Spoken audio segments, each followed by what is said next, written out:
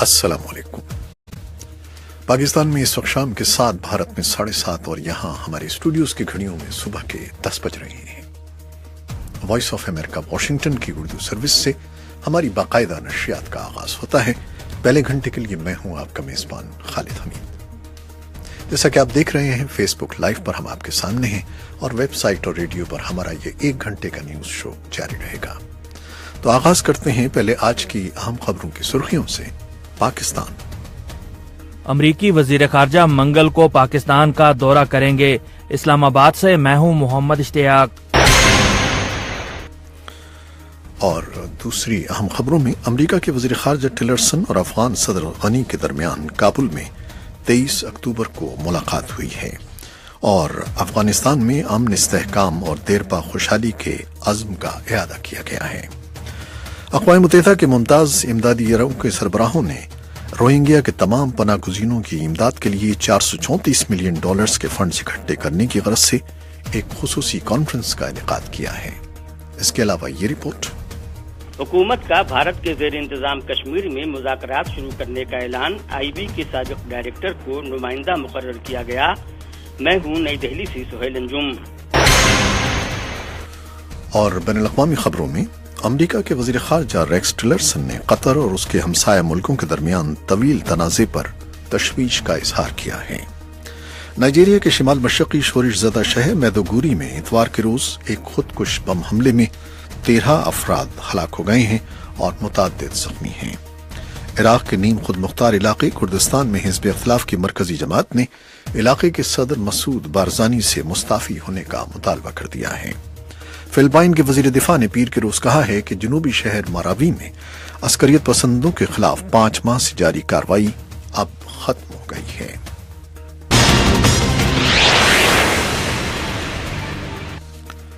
خبریں اب تفصیل کے ساتھ۔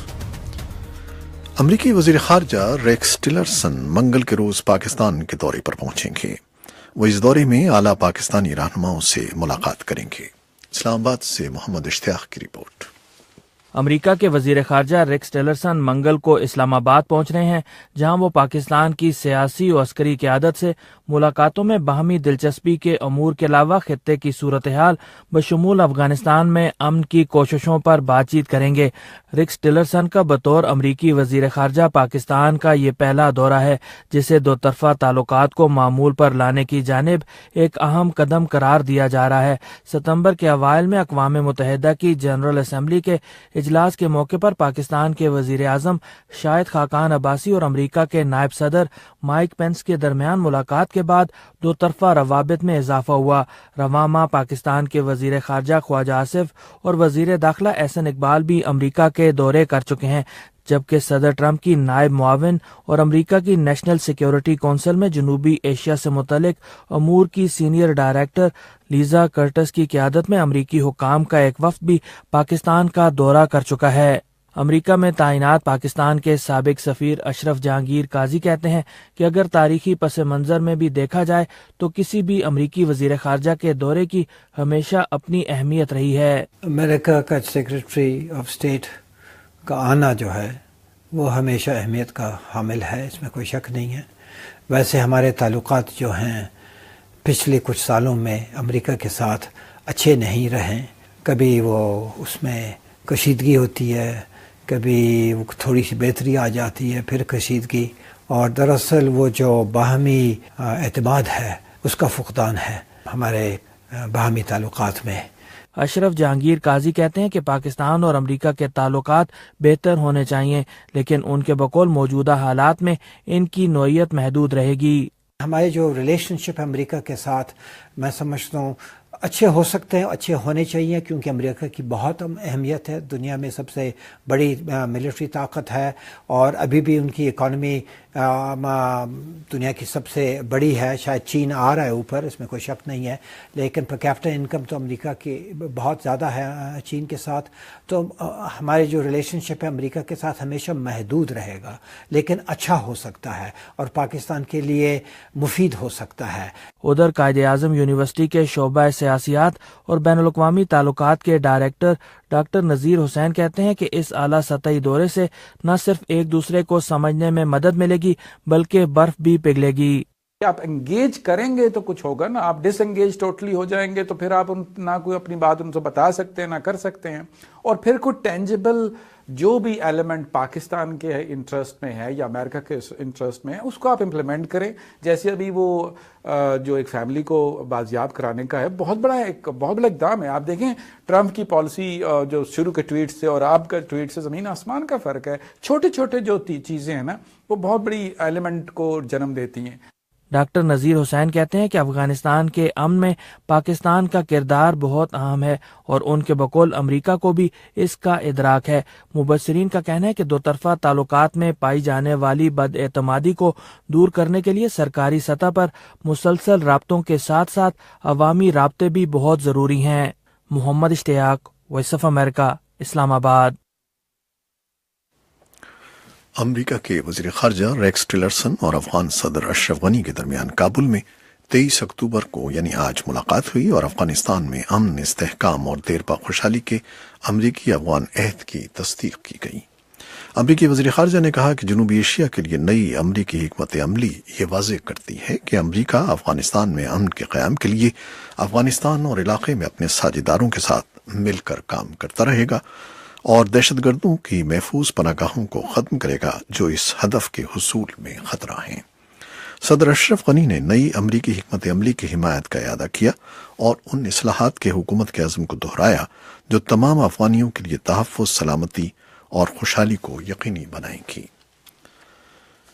افغان ذرائع ابلاغ کے مطابق افغان صدر اشرف غنی نے ایک فرمان کے ذریعے پاکستانی ٹرکوں کی تورخم اور اسپن بولدک سرحدی گزرگاہوں سے ملک میں داخلے پر پابندی عائد کر دی ہے۔ اسلام آباد سے ناصر محمود اس کی تفصیل بتائیں گے۔ افغانستان اور پاکستان کے درمیان تعلقات میں جہاں ایک طرف بہتری کے اشارے مل رہے تھے، وہیں ایک خبر یہ بھی سامنے آئی ہے کہ افغان صدر اشرف غنی نے ایک حکم نامہ جاری کیا ہے جس کے تحت تجارتی سامان سے بھرے پاکستان کے ٹرک اب افغانستان میں داخل نہیں ہو سکیں گے۔ قبل ازیں پاکستانی ٹرک سامان لے کر تورخم اور چمن کی سرحدی گزرگاہوں سے افغانستان داخل ہوتے رہے ہیں، لیکن اب یہ سامان سرحدی گزرگاہوں تک لانے کے بعد اتار دیں گے، جہاں سے اسے افغان ٹرکوں کے ذریعے ملک کے اندر منتقل کیا جائے گا۔ افغان ذرائع ابلاغ نے حکومتی عہدیداروں کے حوالے سے بتایا ہے کہ چونکہ افغان ٹرکوں کو بھی پاکستان میں داخل ہونے کی اجازت نہیں تھی، لہٰذا اب افغانستان بھی ایسا ہی کرتے ہوئے تورخم اور اسپن بولدک کے مقام سے یہ سامان اپنے ٹرکوں کے ذریعے ہی منتقل کرے گا۔ ان کے بقول اس اقدام سے افغانستان کی کمپنیوں اور مال برداری کی صنعت کو فروغ کے ساتھ ساتھ مقامی آبادی کے لیے روزگار کے مواقع بھی پیدا ہوں گے۔ لیکن صنعت و تجارت کے پاکستان افغانستان مشترکہ چیمبر کے سینئر وائس پریزیڈنٹ انجینئر دارو خان اچکزئی کے نزدیک اس اقدام سے فائدے کی بجائے نقصان کا اندیشہ ہے۔ پیر کو وائس آف امریکہ سے گفتگو کرتے ہوئے ان کا کہنا تھا کہ اس اقدام سے دونوں ملکوں کے مابین تجارت اور ٹرانسپورٹ انڈسٹری کو نقصان ہوگا۔ ٹرکس جو شیرخان بندر تاجکستان ازبکستان کے بارڈر تک جاتے ہیں، یہ وہاں بارڈر تک جانا اس کا وہ شہر کا بند ہو، اور یہ اس سے جو ہے وہ کوئی فائدہ نہیں ہے، نقصان ہے۔ افغانستان کو بھی نقصان ہے، پاکستان کو بھی نقصان ہے، اور اس سے جو ہے وہ ٹرانسپورٹ انڈسٹری کو بہت بڑا نقصان ہے۔ اس سے افغان گورنمنٹ کو سوائے انتقام لینے کا اور کوئی فائدہ نہیں ہے۔ یہ صرف وہ ایک انتقام ہے کہ جو پاکستانی جو حکومت ہے وہ افغانی ٹرک کو واگا بارڈر تک نہیں چھوڑتے ہیں، یا اگر واگا تک اجازت دیتے ہیں تو اس میں جو ہے وہ ریورس کارگو لانے کی اجازت نہیں۔ پاکستان اپنے مشرقی پڑوسی ملک بھارت سے آنے والے سامان کو اپنی سرحد پر اتروا کر وہاں سے اپنے ٹرکوں کے ذریعے سامان افغانستان بھیجتا ہے اور اس پر افغان حلقے خاصے نالا رہے ہیں۔ انجینئر دارو خان اچکزئی کا کہنا تھا کہ ضروری نہیں کہ پاکستان اور افغانستان کے درمیان چلنے والے تمام ٹرکوں کے مالکان بھی پاکستانی ہوں، ان میں سے بہت سے ٹرک ان کے بقول افغان علاقوں کے لوگوں کے بھی ہیں جنہوں نے دونوں ملکوں میں نقل و حرکت کی دستاویزات حاصل کر رکھی ہوتی ہیں۔ ناصر محمود، وائس آف امریکہ، اسلام آباد۔ میڈیم ویو 972 کلو ہرٹز پر یہ ہے وائس آف امریکہ واشنگٹن۔ ہماری ویب سائٹ ہے urduvoa.com۔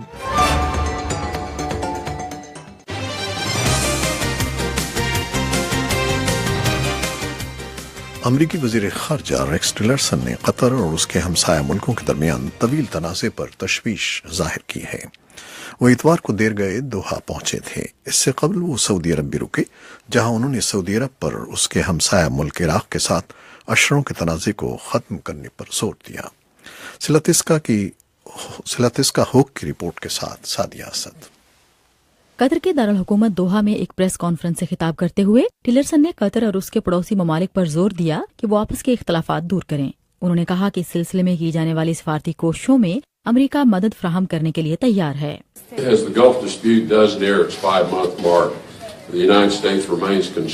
खलीज में तनाज़े को 5 माह होने को हैं और अमेरिका को आज भी उतनी ही तशवीश है जितनी के आगाज में थी। इस तनाज़े में मुलविस ममालिक को मुआशी और अस्करी लिहाज से मनफी नताइज भुगतने पड़े हैं। अमेरिका पर भी यकीनन इसके असरात मुरतब हुए हैं। खलीजी ममालिक और मिस्र कतर पर ऐसे अस्करियत पसंदों को पनाह देने का इल्जाम आयद करते हैं जिन्हें ईरान की पुष्टपनाही हासिल है। दोहा और तेहरान इस इल्जाम को मुस्तरद करते हैं।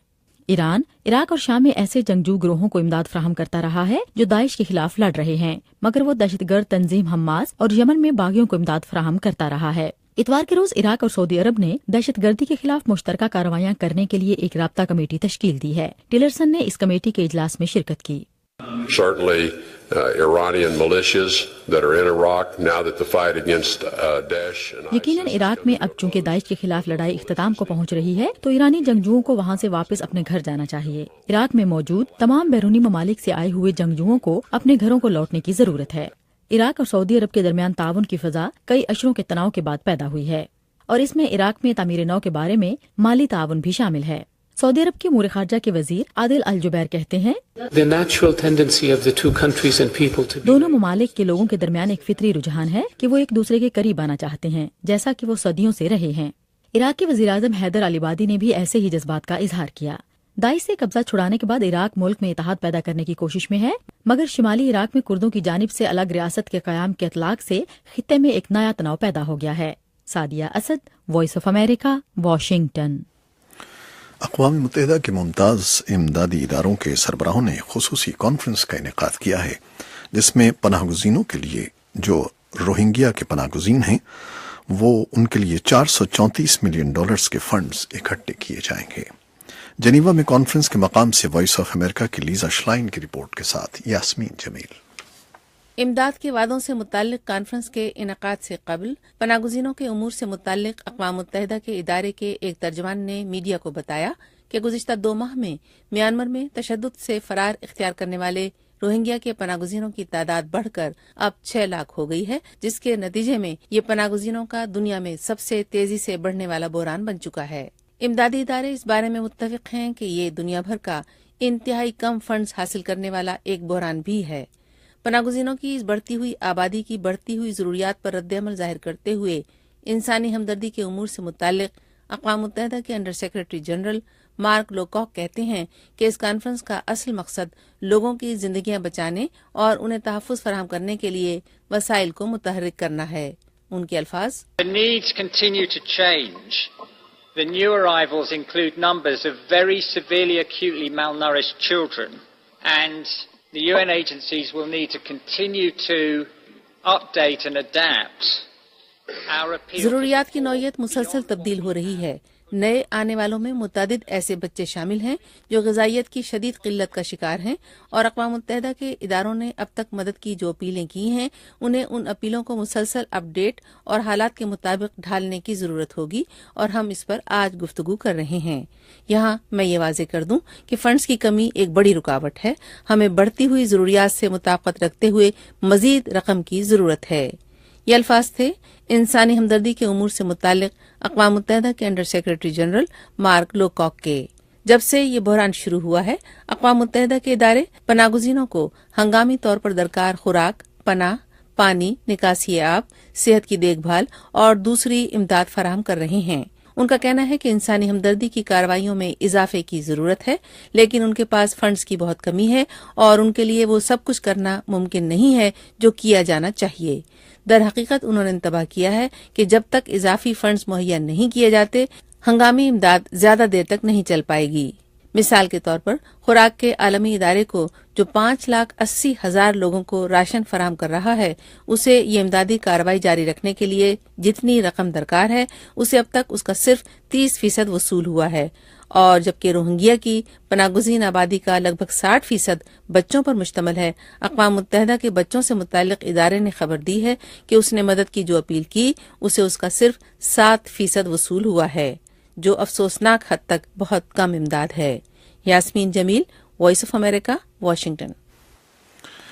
ویب سائٹ اور ریڈیو پر ابھی ہمارا یہ نیوز شو جاری ہے۔ فیس بک لائیو سے اجازت چاہتے ہیں۔ اللہ حافظ۔